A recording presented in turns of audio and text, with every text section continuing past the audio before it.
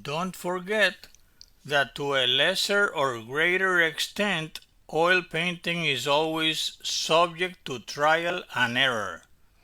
Don't be afraid to invent, change, add or adjust shapes, values, and colors. It is during this process that you find your particular tastes and preferences while inventing your own techniques.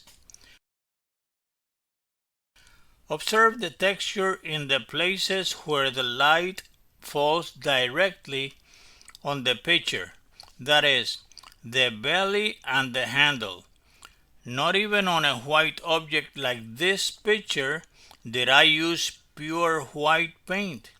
I vibrated the white with orange hues and a greenish yellow. In addition to breaking the monotony of white, these colors echo the colors of the mangoes and watermelon, unifying the entire still life.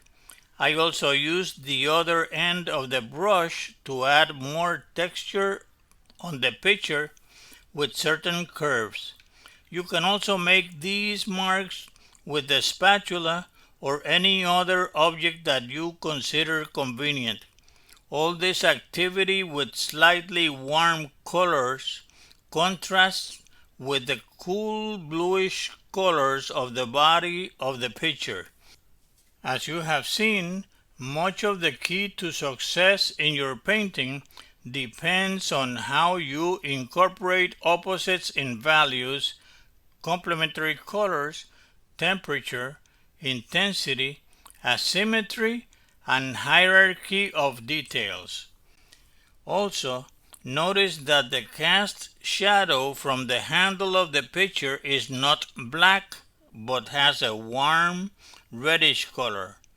This gives life and a certain appeal to the cast shadow.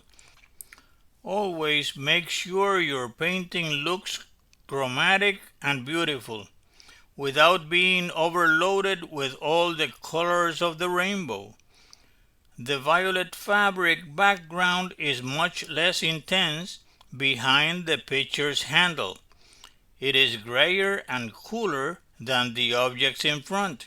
This is due to aerial perspective, the atmospheric effect. The rest of the fruit and the bottom of the picture remain more blurred with less detail so as not to distract from the main subjects. This responds to the principle of hierarchy.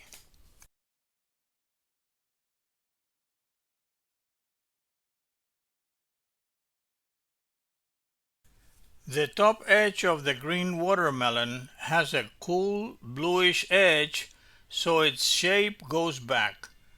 Observe the warm light reflected by the reddish violet fruit in the local shadow on the bottom edge of the watermelon, as well as the reflected light from the picture on the right side of the watermelon. The greenish-yellow highlight of the watermelon makes its dark stripes look fuzzy in that area. Notice the small part of the highlight where the light hits the watermelon directly.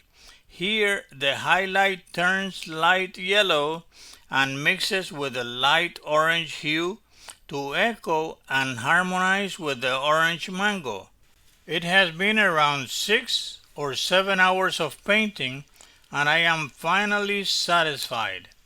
According to my taste and concept, I have greatly darkened the background values of the violet and yellow fabrics to create a chiaroscuro drama.